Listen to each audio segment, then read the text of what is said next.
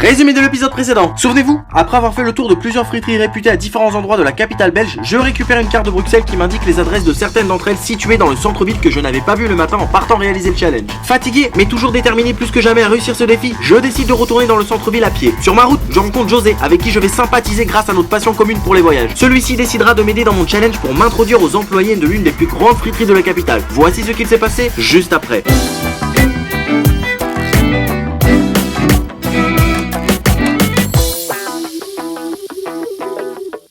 Ok, super, merci beaucoup.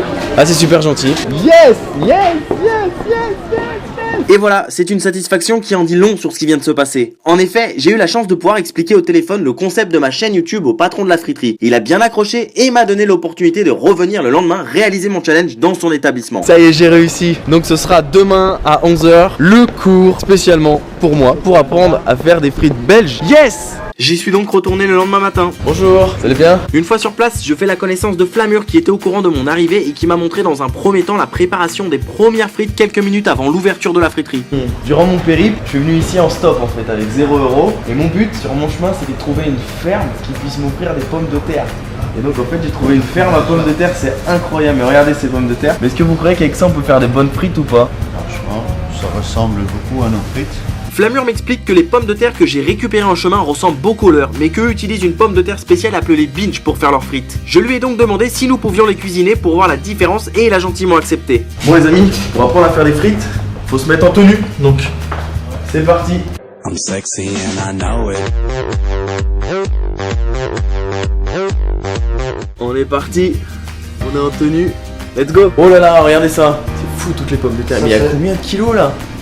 De tonnes. Ça c'est la machine. On met un sac entier, un sac de 25 Ah ouais d'accord. ou de Ça les 25 épluche. kilos. Voilà, on met là-dedans. Bah il y a ouais. l'eau qui vient ici, Ok. tu vois, parce qu'il faut un peu d'eau pour Ouais. tout ça. Et puis tous les saloperies ils sortent de là. Les épluchures, là on ouvre pour vider après. Dans les bacs ici. Dans les D'accord. bacs blancs. Puis là, quelques frites on prend, quelques patates on prend, on épluche un peu ainsi, ce qui reste un peu. Ouais. Et de là, il faut toujours mettre dans de l'eau. Ouais. De là, on met dans cette machine. Ouais. Avec le seau, on jette et il y a les frites Les frites qui sortent. de ce côté-là, ouais. D'accord. Et on remplit toujours encore. Punaise. de l'eau. Incroyable. Voilà, les frites vivantes, tu vois, ils bougent. Ouais. Ils étaient un peu plus à l'intérieur. Tu vois, ils sortent. Elle gonfle avec l'eau. Ouais, ils gonflent un peu. Elles veulent sortir, surtout partir se mettre. Elles dans veulent la s'échapper. friteuse, voilà. Elles veulent pas aller dans la friteuse. C'est Alors, fou, dis donc, hein. On n'imagine pas l'envers du décor qu'on vient manger des frites. Après m'avoir expliqué le procédé de transformation de la pomme de terre en frites et présenté les différentes machines, Flamur m'a montré la cuisine du restaurant qui était vraiment très propre, je dois dire. Son fonctionnement et les différents produits qu'ils utilisent pour préparer d'autres menus. Oui, car dans une friterie, on mange des frites, mais pour ceux qui n'aiment pas, ils ont d'autres spécialités bien sûr. Bon alors les amis, ce qui est génial, c'est qu'avec les pommes de terre que j'ai récupérées avant-hier à la ferme, on va les transformer en frites et puis on va aller les cuire et on va aller goûter ce que ça donne. Mais avant ça, bien sûr, avant de cuisiner, toujours se laver les mains, c'est important. Bon, pour commencer, la base de tout, hein, c'est évidemment de laver la pomme de terre parce que celle-là, elle vient directement de la ferme et qu'elle était un peu terreuse. Tandis que nous, les pommes de terre que nous on Ouais. fait, ils sont déjà prélavés. Ouais, elles sont déjà prélavées. Et après les avoir bien lavés, Flamur m'a appris la technique spéciale friterie pour éplucher des pommes de terre rapidement.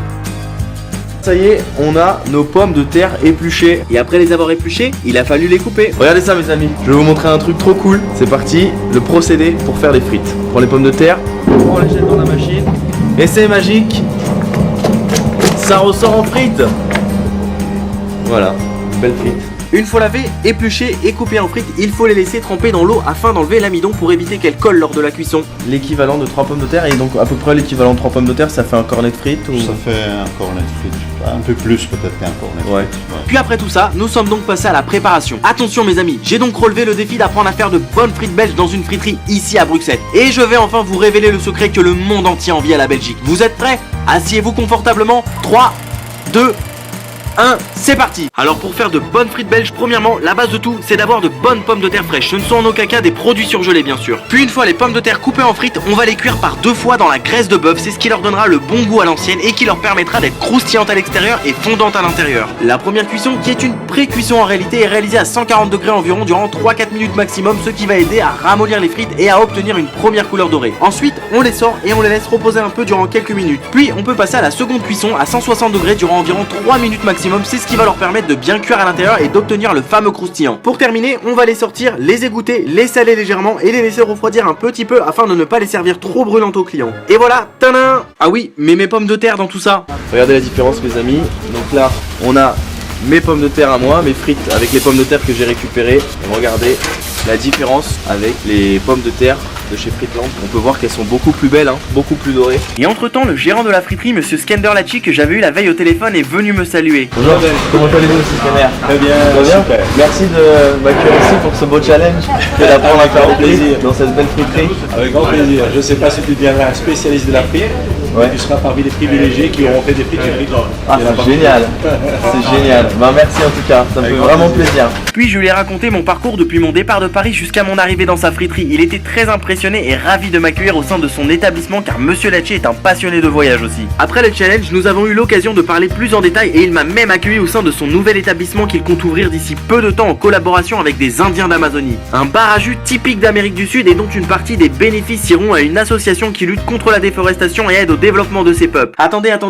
Et nos frites dans tout ça? Allez, on passe à la dernière partie de ce challenge que vous attendez tous avec impatience, je suis sûr, la dégustation de nos bonnes frites belges. Depuis que je suis arrivé, je n'en ai pas mangé et je m'étais dit que j'en mangerai quand j'apprendrai à en faire. Donc voilà, c'est mes premières frites officiellement en Belgique, à Bruxelles, ici chez Fritland. Merci beaucoup, merci en tout cas de m'avoir accueilli pour ce challenge. Ouais. Ça c'est donc là on est sur vos frites et là. C'est plus farineux, c'est plus. Voilà. Ok.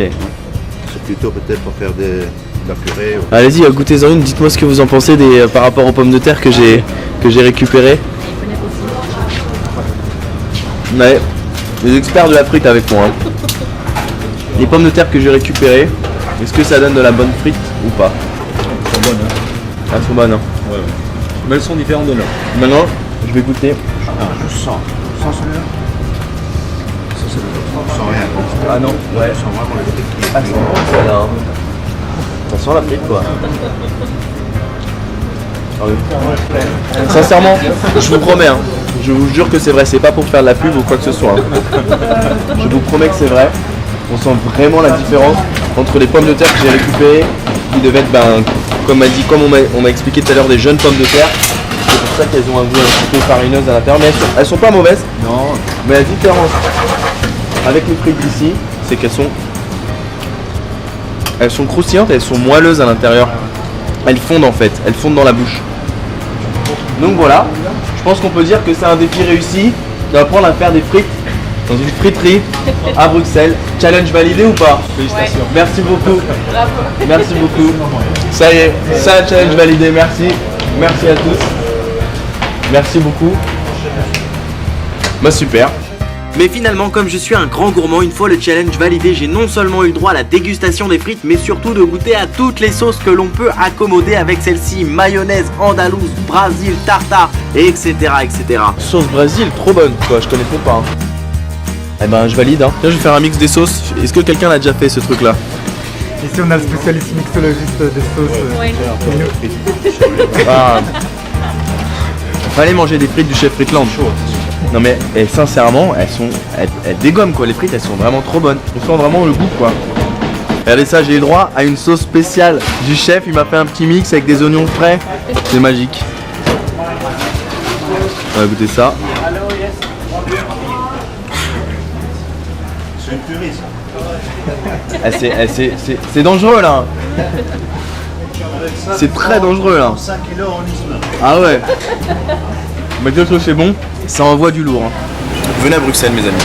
Venez à Bruxelles manger des frites. Regardez, trop beau. Les gens sont sympas. Venez en Belgique. Voilà mes amis, la friterie est tellement connue que les guides touristiques s'arrêtent juste devant. C'est fou non? Magique. It's incredible.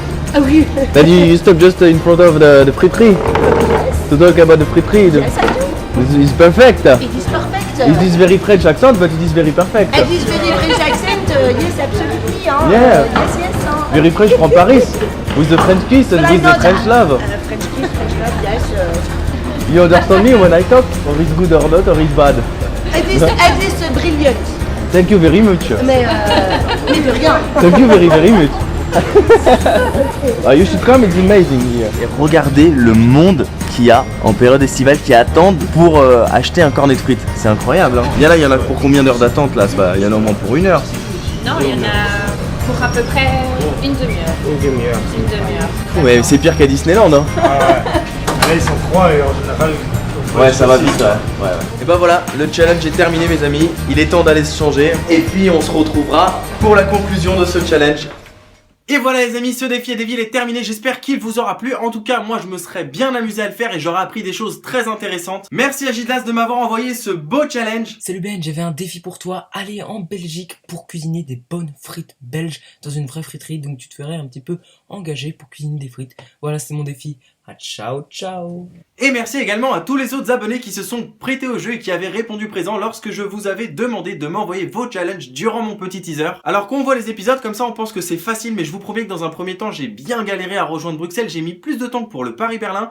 En plus, il fallait faire face quand même à de mauvaises conditions météorologiques, la pluie, le vent, le froid. Mais bon, on a tenu bon. Et puis ensuite, c'est vrai que c'était pas si facile que ça non plus de trouver une friterie, puisque comme vous le savez, c'est comme en France, il y a des lois relatives au code du travail. Donc on ne peut pas faire rentrer n'importe qui dans les établissements comme ça. Mais bon, j'ai rencontré José et le hasard fait bien les choses et puis la suite, vous la connaissez. Je tenais également à remercier tous les gentils automobilistes qui m'ont pris avec eux sur leur chemin, les fermiers pour leurs belles pommes de terre, mais également à mes amis qui ont pu me recevoir sur place, mais surtout à la friterie Frietland Bruxelles de m'avoir accueilli pour ce beau challenge. Grand merci au patron Skanderlachi pour sa gentillesse et sa disponibilité. Merci également à tous les autres employés qui ont été super sympas avec moi et surtout à Flamur qui a pris de son temps pour pouvoir vraiment bien m'expliquer le procédé pour faire des frites. Donc voilà, merci à tous, mais merci surtout à vous, chers abonnés, d'être de plus en plus nombreux à rejoindre ma chaîne YouTube et mes réseaux sociaux et à m'envoyer plein de messages qui me poussent vraiment à continuer et à aller encore plus loin. Alors en général, je ne le dis jamais dans mes vidéos, mais si vous aimez mon travail et mon concept de défier des villes,